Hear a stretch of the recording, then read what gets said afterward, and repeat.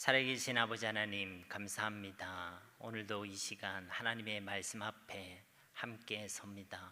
주께서 이 시간 함께 하셔서 주관하시고 부족한 종의 입술을 통하여 하나님께서 친히 말씀하여 주셔서 그 말씀이 우리에게 생명의 말씀, 위로의 말씀, 소망의 말씀, 우리의 삶을 변화시키는 능력의 말씀이 될 수 있도록 성령으로 역사하여 주시옵소서.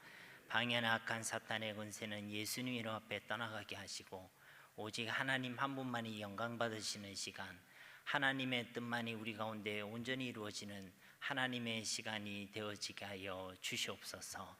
모든 것 주님께 의탁드리며 예수님의 이름으로 간절히 기도드립니다. 아멘. 오늘 설교 제목이요, 술 취하지 말라입니다. 오늘 우리가 읽은 본문 말씀 16절 말씀에 보면 세월을 아끼라, 때가 악하니라 이렇게 기록되어져 있습니다. 세월을 아끼라는 것이죠. 그 이유가 무엇이냐면 때가 악하기 때문이란 것입니다. 그러니까 지금 우리가 살아가는 이 때가, 이 시대가 참 악하니까 우리에게 주어진 그 시간들, 날들, 그리고 그 세월들을 그냥 낭비하지 말라, 아껴라 라고 우리에게 권면하고 계시는 것입니다.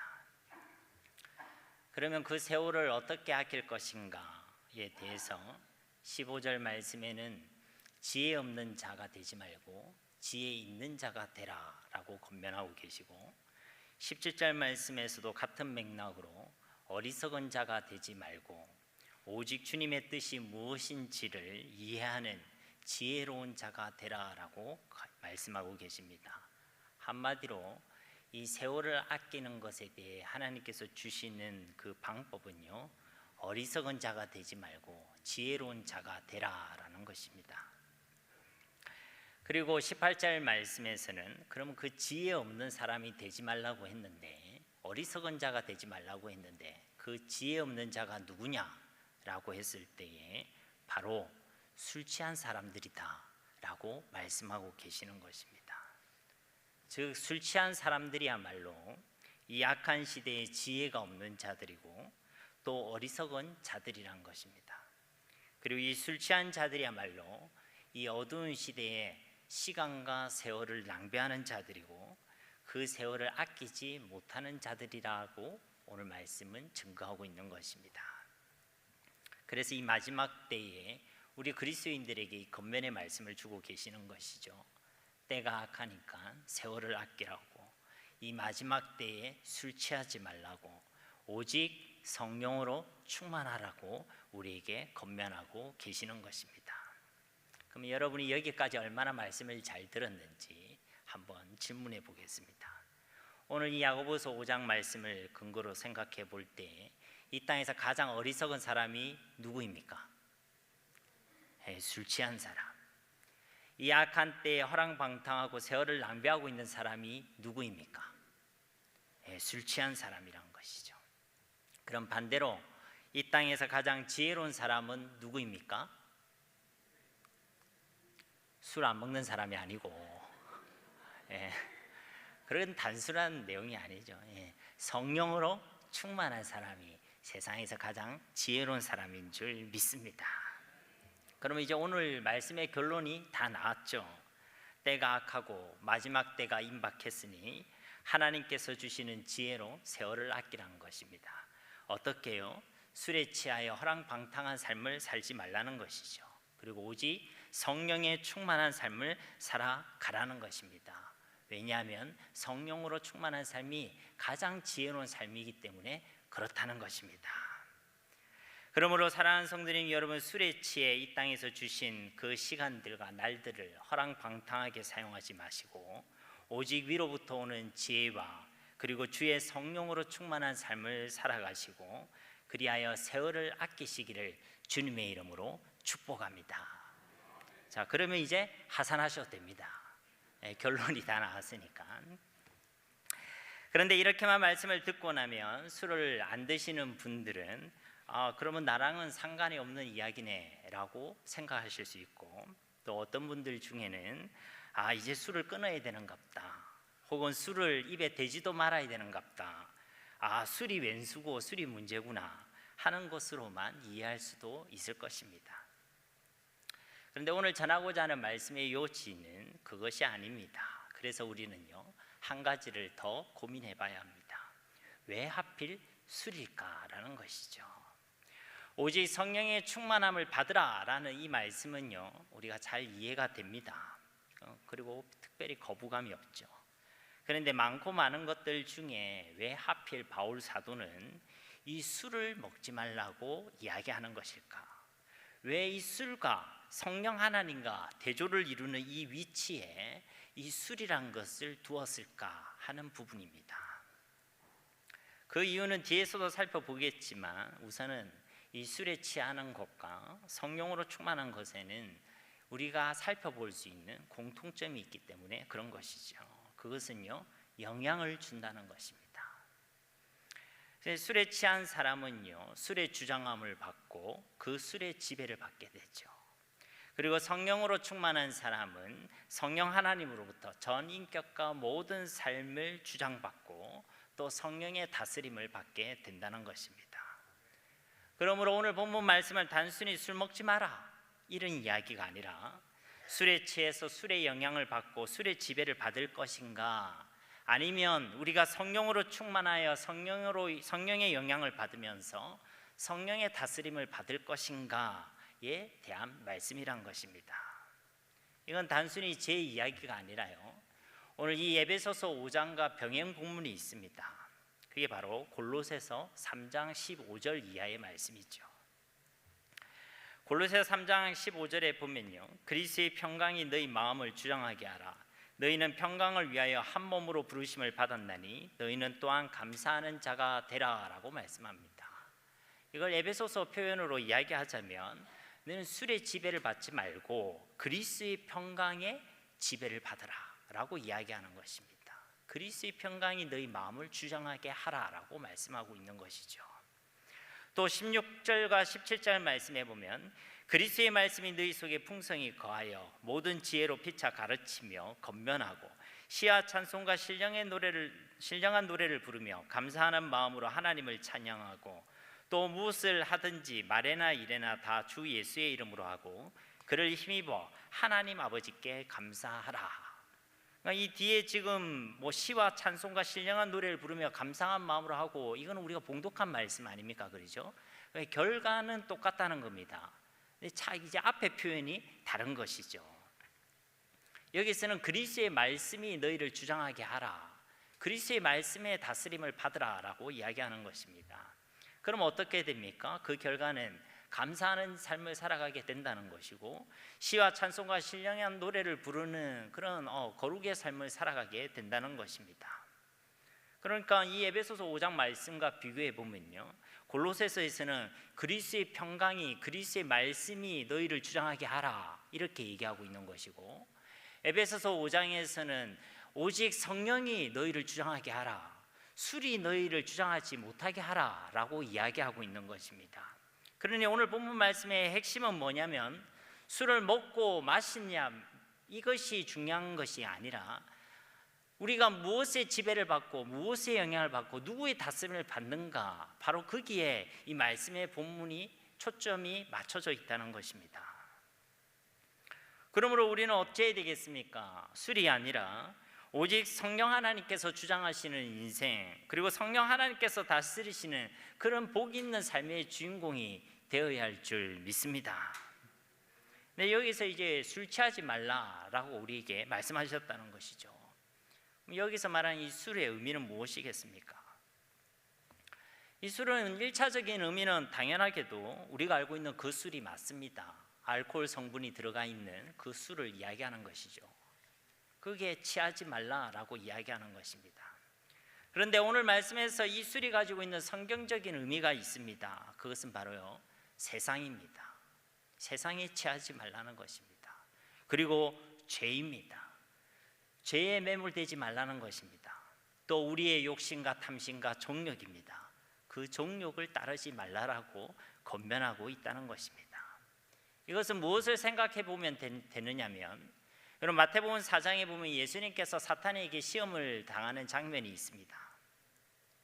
그 첫 번째 시험의 내용이요 무엇이었습니까? 이 돌들을 들어 떡덩이가 되게 하라 이렇게 이야기하죠.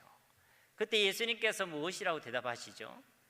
사람이 떡으로만 살 것이 아니에요 오직 하나님의 입에서 나오는 모든 말씀으로 살아갈 것이다 라고 대답하십니다. 그럼 여기서 말씀하신 그 떡은 무엇입니까? 사람이 떡으로만 살아가면 것이 아니라 했는데 여기서 말한 떡의 의미는 뭡니까? 그냥 떡입니까? 그러면 빵도 괜찮고 면도 괜찮고 부침개는 괜찮은 것입니까? 그런 의미가 아니란 것이죠. 여기서 말하는 이 떡 역시도요 바로 세상을 얘기하는 것입니다. 세상의 것, 우리 육체의 필요, 먹을거리를 얘기하는 것이죠. 그래서 예수님께서 하신 말씀의 내용은 이런 것입니다. 하나님의 백성이 이 땅을 살아가는 데 있어서 떡과 같은 먹거리도 필요하고 돈도 필요하고 건강도 필요하고 지식도 필요하고 그런 세상의 필요도 필요하지만 진짜 하나님의 백성들이 이 땅을 살아가기 위해서 필요한 것은 그것만이 아니다. 진짜 하나님의 백성들이 필요한 건 그런 떡이 아니라 하나님의 입으로부터 나오는 하나님의 말씀, 하나님이 주시는 은혜, 하나님이 도우시는 그 참 도움으로 살아가는 자들이 바로 하나님의 백성들이라고 우리의 정체성을 분명하게 말씀해 주신 것입니다. 우리는 그런 떡으로만 살아가는 자들이 아니란 것이죠. 우리가 이 말만 들으면 밥을 먹고 밥으로만 살아가도 되는 거구나 이렇게 생각할 수 있는데 그런 의미가 아니라는 것이죠. 그래서 오늘 이 말씀에 나타난 술에 취하지 말라라는 이 술이란 것은 1차적으로는 술에 취해서 술이 너를 주장하지 말라라는 액면 그대로의 말씀이지만 그와 동시에 세상에 취해서 세상이 너를 주장하지 못하게 하라. 죄에 빠져서 죄가 너를 주장하지 못하게 하라. 욕심에 사로잡혀서 정욕을 쫓아서 정욕의 다스림을 받는 그런 삶을 살아가지 말라라고 우리에게 권면하고 있다는 것입니다. 우리는 술과 세상과 죄와 정욕이 아니라 오직 주의 성령으로 충만하여 성령 하나님의 다스림을 받는 자들이 되어야 할 줄 믿습니다. 다시 본문 말씀으로 돌아와서 왜 사도 바울이 에베소 교회에 이렇게 편지를 보내면서 앞서 말한 바와 같이 그러면 굳이 술이라 하지 말고 세상에 취하지 말고 아니면 죄에 빠지지 말고 정욕에 사로잡히지 말고 오직 성령의 충만을 받으라 이렇게 이야기하면 됐을 텐데 왜 하필 술 취하지 말라라고 이야기했느냐?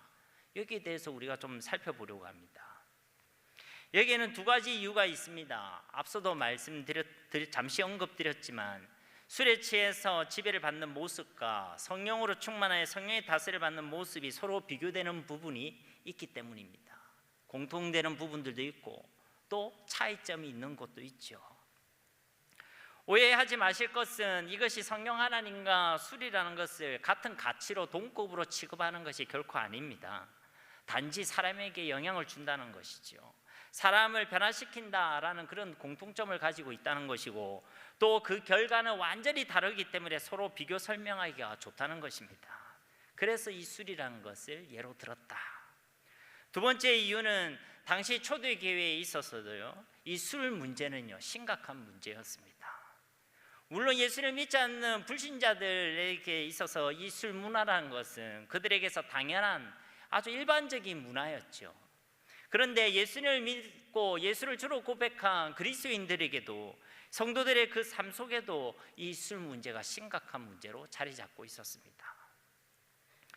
디도서 1장 7절 말씀에 보면 감독은 하나님의 청지기로서 책망할 것이 없고 제 고집대로 하지 아니하며 급히 분내지 아니하며 술을 즐기지 아니하며 여기서 말하는 이 감독은 오늘날 치며 말씀을 맡은 감독 주의 종들 장로님과 같은 그런 위치에 있는 사람들입니다.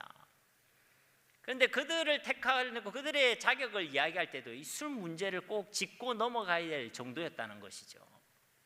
디모데전서 3장 8절에 보면 집사의 자격이 나옵니다. 이와 같이 집사들도 정중하고 일구이연을 하지 아니하고 술에 임박히지 아니하고 술 마시고 흥청대지 말라는 것입니다. 집사의 자격에 이것을 기록했다는 것이죠. 최소한 감독과 집사의 직분의 자격에서 언급할 정도로 초대교회에서는 이 술 문제가 심각했다는 것입니다. 그래서 교회 직분을 맡은 자들만큼은 술을 즐겨 마시면 안 된다, 술에 취해서는 안 된다라고 말씀하신 것입니다. 술이 나를 주장하게 해서는 안 된다라고 권면한 것이죠. 분명한 기준을 우리에게 마련해 주신 것입니다. 이런 술에 대한 경고의 말씀은요, 구약의 말씀 속에서도 찾아볼 수 있습니다. 잠언서 23장 29절에서 35절 말씀인데, 제가 여러분이 좀 쉽게 이해할 수 있도록 세번역 성경으로 준비해 보았습니다. 29절 말씀에 보면, 재난을 당할 사람이 누구며 근심하게 될 사람이 누구냐, 다투게 될 사람이 누구며 탄식할 사람이 누구냐, 까닭도 모를 상처를 입을 사람이 누구며 눈이 충혈될 사람이 누구냐. 누군지 궁금하시죠, 여러분? 30절에 보면, 늦게까지 술자리에 남아있는 사람들, 혼합주만 찾아다니는 사람들이 아니냐. 그 당시도 술을 막 섞고 폭탄주를 먹고 막 그랬나 봐요. 늦게까지 술자리에 있는 그 사람들, 술 취한 사람들이 바로 그들이란 것입니다. 술 때문에 재난을 당하기도 하고, 술 때문에 근심거리가 늘어나기도 하고, 술 때문에 다투기도 하고, 술 때문에 까닭 모를 상처를 주고받기도 하고, 술 때문에 눈이 벌겋게 충혈되기도 하고, 한마디로 술이 문제고 술이 왼수란 것입니다. 31절 말씀에 보면, 잔에 따른 포도주가 아무리 붉고 고와도 마실 때는 순하게 넘어가더라도 너는 그것을 쳐다보지도 말아라. 제가 군대에 갔는데 고참이 술을 따라 놓고요, 이해 못할 말을 하더라고요. 아, 빛깔이 좋다 이러더라고요. 아니, 제가 볼 때는 그냥 누렇고 투명한데 빛깔이 좋다는 겁니다. 그리고 그걸 술을 또 마시는데요, 아니, 무슨 말인지 모르겠는데 넘김이 좋다고 그러더라고요. 지금 고기 까딱대시는 분들은 약간 과거에 이력이 있으신 거죠, 그죠? 그러니까 지금 이 31절에도요, 그 빛깔이 좋게 보이고 또 순하게 넘어가더라도 그거 쳐다보지도 마라. 보암직하게 보이고 마실만하게 보이고 먹음직하게 보이더라도 그거 쳐다보지도 말아라고 이야기합니다. 32절에 그것이 마침내 뱀처럼 너를 물고 독사처럼 너를 쏠 것이며, 술이 우리를 해롭게 한다는 것이죠. 건강도 해치고 삶도 무너뜨리고 가정도 해친다는 것입니다. 33절 말씀에 눈에는 개이한 것만 보일 것이며 입에서는 허튼 소리만 나올 것이다. 술에 취하면 분별력이 없어지죠. 그래서요, 엉터리로 보게 됩니다. 말도 어떻습니까? 꽐라꽐라, 구불구불, 그렇게 말을 하게 되지요. 그러니까 보는 것도 말하는 것도 순엉터리가 되게 된다는 것입니다. 34절 말씀에 보면, 바다 한가운데 누운 것 같고 돛대 꼭대기에 누운 것 같을 것이다. 이건 어떻다는 것입니까, 여러분? 어지럽다라는 것입니다. 바다 한가운데 있고 꼭대기에 있으니까 얼마나 어지럽겠습니까? 그래서 술 취는 사람은요, 어질어질 다니지요. 몸도요, 건드이렇게 어지어질합니다. 걸을 때도요, 똑바로 못 걷죠. 좌로 우로 비틀거리면서 한자로 갈지자를 그리면서 걸어갑니다. 35절 말씀에, 이건 더 가관이죠. 사람들이 나를 때렸는데도 아프지 않고 나를 쳤는데도 아무렇지 않다. 이 술이 언제 깨지? 술이 깨면 또 한잔 해야지 하고 말할 것이다. 감각이 옅어집니다. 술이 취하면 안 아픈가 봅니다. 천하무적이 된다는 것이죠. 그리고 계속 부어라 마셔라, 또 한잔 해야지, 계속 술을 찾게 된다는 것입니다. 그래서 사람이 술을 마시는 게 아니라 술이 사람을 마시게 된다라는 표현대로 되는 것이죠. 그러면요, 이 잠언서 말씀을 토대로 해서 술이 우리를 주장하는 삶과 성경이 우리를 주장하는 삶을 한번 비교해 볼 수 있으면 좋겠습니다. 술 취한 사람이 어떻게 걷는다고 했습니까? 비틀비틀 거리며 그렇게 걸어가죠. 술에 취하면 취할수록 더 크게 더 심하게 비틀비틀 걸어갑니다. 좌로 우로 그렇게 갈지자를 그리며 그렇게 걸어가지요. 근데 우리가 여호수아서 1장 7절 말씀에 보면요, 우리의 삶이 어떻게 해야 되는지 분명히 말씀하고 있습니다. 오직 강하고 극히 담대하여 나의 종 모세가 네게 명령한 그 율법을 다 지켜 행하고 우로나 좌로나 치우치지 말라. 그리하며 어디로 가든지 형통하리니. 하나님께서는 우리가 삶을 걸어갈 때요, 좌로나 우로나 그렇게 치우치는 것을 원치 않으십니다. 그런데 술에 취한 사람이 그렇게 비틀비틀 걷는 것처럼 죄에 취하고 세상에 취하고 자기 욕심에 취한 사람은요, 똑바로 하나님을 향해 걸어갈 수가 없습니다. 계속 좌로 시청되고 우로 시청되고 그렇게 비틀비틀 걸어갈 수밖에 없다는 것이죠. 왜? 이미 그 속에 중심이 없기 때문에 그렇습니다. 술에 취한 사람의 그 속에는요 중심이 없습니다. 균형을 잡을 수 있는 어떤 힘이 없습니다. 그러니까 비틀대는 것이죠. 그러나 성령으로 충만한 사람은 어떻습니까? 그 심령 속에 중심이 있죠. 예수 그리스도라는 중심이 있고 하나님의 말씀이라는 중심이 있습니다. 그래서 좌로나 우로나 치우치지 않는 것입니다. 곧게 걸어가는 것이죠. 찬송가 545장 가사처럼 이 눈에 아무 증거가 아니 배어도 이 귀에 아무 소리가 들리지 않아도 하나님의 약속의 말씀 위에 서리라. 말씀 위에 서서 환경이 조금 따라주지 않고 상황이 조금 어렵게 되었다고 그렇게 좌로 우로 흔들리지 않는다는 것입니다. 사랑하는 성도님 여러분, 성령으로 충만하시기를 주님의 이름으로 축복합니다. 언제까지 우리가 요동하는 인생을 살아야 되겠습니까? 언제까지 우리가 좌로 흔들리고 우로 흔들리고 저와 여러분도 안 어지럽습니까? 성령으로 충만해서 우리에게 보여주신 그 길을 상황과 환경과 아무 상관없이 곧게 믿음으로 걸어갈 수 있는 저와 여러분이 되어야 할 줄 믿습니다. 그리고 여러분 생각해 보십시오. 술에 취해서 그렇게 좌로 비틀 우로 비틀 가는 사람과 똑바로 걸어가는 사람과 누가 더 빨리 그 목적지에 도착할 수 있겠습니까? 이 문제가 어렵습니까? 당연히 똑바로 가는 사람이 빨리 도착하죠. 그 말은요, 우리가 성령으로 충만해야 시간도 세월도 아끼게 된다는 것입니다. 시간도 세월도 아끼게 됩니다. 물론 여러분이 하나님의 백성들이기 때문에 좌로 좀 간다고 우로 좀 간다고 하나님께서 여러분을 견인하시지 못하시는 분은 아닙니다. 그런데요, 핑 둘러갈 겁니다. 당장 여러분을 붙들고 하나님은 일하시고 싶어 하시고 역사하고 싶어 하시고 여러분을 세워서 여러분을 통하여 하나님의 뜻을 이루고 싶어 하시는데 내가 그 말씀 위에 딱 서 있지 못하면 빙 돌아간다는 거예요. 지금 이 시간부터 하나님의 놀라운 역사를 경험하는 저와 여러분이 되기를 주님의 이름으로 축복합니다. 성령 충만을 사모하시기 바랍니다. 또 술 취한 사람은 아까 잠언 말씀을 통해서 언급했지만 분별력이 없습니다. 술 취한 사람들 보면요, 사람을 착각하기도 하죠. 아무 사람이나 붙잡고 엉뚱한 사람 이름을 대기도 하고 그럽니다. 목사님 근데 그렇게 어떻게 잘 아십니까? 제가 군대에 있어 봤는데 항상 이렇게 회식을 가보면 제가 그 뒷정리는 항상 제 담당이었거든요. 그러면 쓰러져 있는 사람, 뭐 전봇대 붙들고 있는 사람 다 데려다 줘야지 제 하루 일과가 끝나는 그런 삶을 산 적이 있습니다. 이들은요, 아무 집이나 자기 집이라고 생각하고 아무데나 막 들어눕죠. 아무데나 주저 않습니다. 또 세상을요 다 자신의 야외 화장실처럼 여기죠.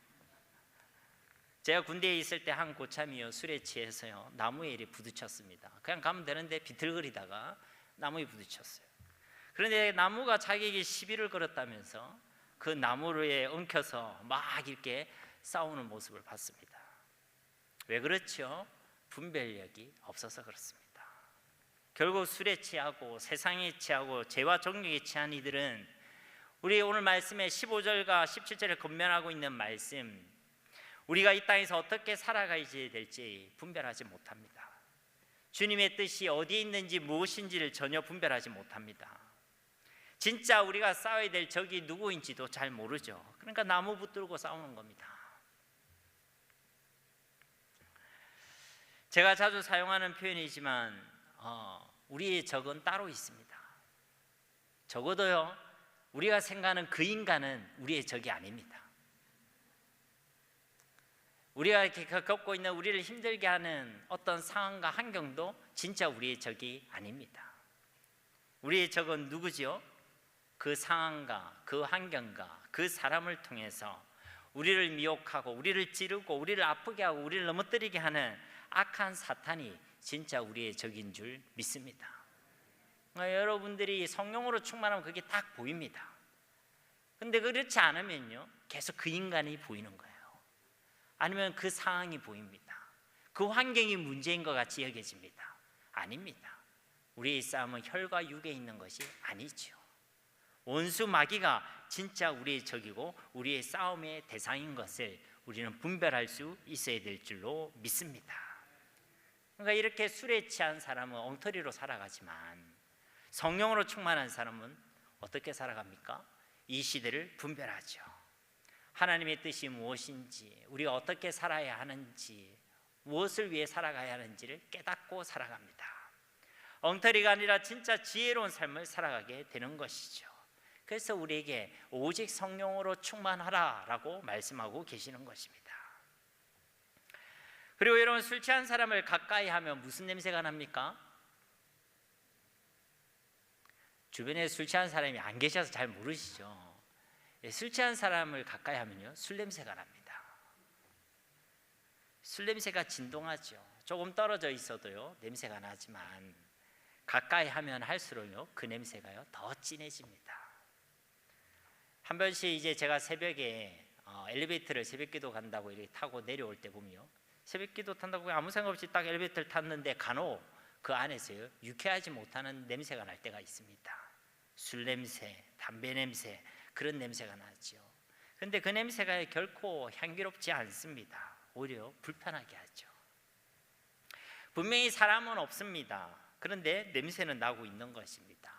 아마도 제가 타기 전에 술 취한 누군가가, 담배를 핀 누군가가 그 엘리베이터를 잠시 이용했겠죠. 그런데 잠시 이용했는데도 그 자리에는요 그 술 냄새가 사라지지 않고 남아 있다는 것입니다. 그러니까 우리가 술에 취한 사람들은요 술 냄새가 나는 것처럼 세상에 취해 있는 사람은요 세상 냄새가 납니다. 죄에 취한 사람은요 죄의 냄새가 나요. 정욕에 취해 있는 사람은요 그 사람의 욕심에 대한 냄새가 납니다. 그가 지금 있는 곳에서도 그 냄새가 있고, 그가 머무르던 곳에서도 그 냄새가 남아 있고, 앞으로 그가 가는 곳마다 그 냄새는요 계속되게 될 것입니다. 그런데 성령으로 충만한 사람은 어떻습니까? 그의 삶 가운데는 그리스도의 향기가 나는 줄로 믿습니다. 성령으로 충만한 사람을 가까이 하면 가까이 할수록요 그에게서는 더욱 진한 그리스도의 향기를 맡을 수 있습니다. 온유하고 겸손한 예수님의 향기가 드러나지요. 사랑과 희락과 화평과 오래 참음과 자비와 양선과 충성과 온유와 절제와 같은 그런 성령의 열매들의 냄새가 나게 된다는 것입니다. 그가 가는 곳마다 그런 성령의 열매의 냄새, 그리고 그리스도의 향기가 그렇게 드러나게 된다는 것이죠. 저와 여러분은 이 땅에서 예수 그리스도를 드러내는 그리스도의 향기로 부름받은 자들인 줄 믿습니다. 그런데요, 예수를 믿는 사람이라고요 다 그 그리스도의 향기가 나는 게 아닙니다. 그 삶의 향기가 다 똑같지도 않습니다. 고린도후서 2장 16절 말씀에 보면 이 사람에게는 사망으로부터 사망에 이르는 냄새요 저 사람에게는 생명으로부터 생명에 이르는 냄새라 누가 이 일을 감당하리요? 그러니까 누군가에게는 사망에 이르는 냄새가 나기도 하고 누군가에게는 생명에 이르는 냄새가 나기도 한다는 것입니다. 적어도 우리는 예수 그리스도의 향기로 부름을 받은 자들인데 우리의 삶 가운데 생명의 냄새, 사랑의 냄새, 생명에 이르는 그리스도의 향기가 가득해야 되지 않겠습니까? 만약 우리의 삶 가운데 그리스도의 향기는 전혀 나지도 않고 세상 사람과 결코 다르지 않는 향기, 우리의 삶과 말들 속에서 탐심과 정욕의 냄새가 나고 죄와 사망의 냄새가 나고 술과 세상에 찌든 그런 냄새만 난다면 왜 우리 괜찮은 것입니까? 그것은요 너무나도 안타까운 일이죠. 너무나도 안타까운 일입니다. 내가 나를 볼 때도 안타까운 일이지만 하나님이 우리를 볼 때도요 말할 수 없는 탄식을 가지실 그런 내용입니다. 그러니 한번 스스로를 점검해 봐야 하는 것이죠. 나에게는 지금 어떤 냄새가 납니까? 지금 뭐 이리다가 흥흥 이렇게 해라는 얘기가 아니라, 그리고 옆 사람 냄새 맡으려고도 하지 마시고 나에게는 어떤 냄새가 나는가, 그걸 하나님 앞에 가져가서 하나님께 묻고 회개될 것이 있다면 회개하고 결단해야 될 것이 있다면 결단을 하고 나의 삶 가운데 그리스도의 향기가 나타나기를 간절히 소원해야 될 줄로 믿습니다. 마지막으로 술 취한 사람의 특징은요 자기 중심적이란 것입니다. 술을 마셔도요 자기를 위해 마십니다. 아니요 목사님 그렇지 않습니다. 사업을 하다 보니까 또 일을 하다 보니까 이렇게 이야기하실 수 있겠죠. 그런데요, 사실은요, 자기의 유익을 위해서 마시는 것입니다. 자기의 만족과 자기의 즐거움과 자기의 위로를 위하여 마시는 것이죠. 술에 취하면요, 이런 말을 많이 씁니다. 나 때는 말이야, 이런 얘기 많이 들었습니까? 묻지도 않은 자기 자랑을 얼마나 하는지 자기를 막 자랑합니다. 그리고 술에 취하면 다른 사람이 이 이야기에 귀를 기울여 주기보다는 말이 많아지죠. 자기 이야기를 막 꺼냅니다. 자신의 상황, 자신의 기분, 자신의 마음, 자신의 상태를 더 중요하게 여기게 되는 것입니다. 한마디로요, 자기중심적이게 된다는 것이죠.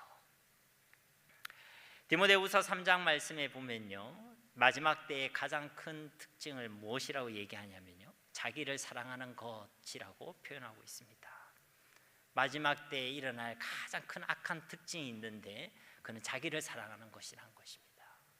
하나님보다요, 자기가 더 중요합니다. 하나님 나라와 하나님의 의에는 큰 관심이 없습니다. 오히려 자기의 계획과 자기의 산업과 자기에게 더 많은 관심을 가지고 있죠. 하나님의 잘되면은 큰 관심이 없다. 그런데 자기의 잘되면은요, 목숨을 큽니다. 하나님의 뜻, 하나님의 마음보다는요, 자신의 만족과 자기의 유익을 더 중요시합니다. 마지막 때의 특징이란 것이죠. 그리고 술에 취한 자들의 특징인 것입니다. 그러나 마지막 때라 할지라도 성령으로 충만한 사람은 어떻습니까? 자기를 사랑하기보다는 예수님께서 말씀하신 대로 자기를 부인하고 십자가를 지고 따르는 삶을 살아가게 되겠죠. 자기를 위하여 살아가는 것이 아니라 저 바울의 고백처럼 내가 사나 죽으나 누구를 위하여요? 주를 위하여 살아가는 삶을 살아가게 된다는 것입니다. 여기서 이 주자는요, 술 주자가 아닙니다. 우리 진짜 주를 위하여 살아가게 된다는 것이죠. 예수 그리스도를 위하여 살아가게 된다라는 것입니다. 나 때는 말이야 하면서 자기를 자랑하지 않습니다. 오히려 주님을 자랑합니다. 예수 그리스도를 증거하는 증인의 삶을 살아가게 된다는 것이죠. 이것이 성령으로 충만한 자의 가장 분명한 특징입니다. 주님을 위하여 살아가고 주님을 증거하고 그 그리스도의 십자가 부활을 증거하는 예수의 증인이 되는 것이 성령으로 충만한 자의 가장 분명한 특징인 줄 믿습니다.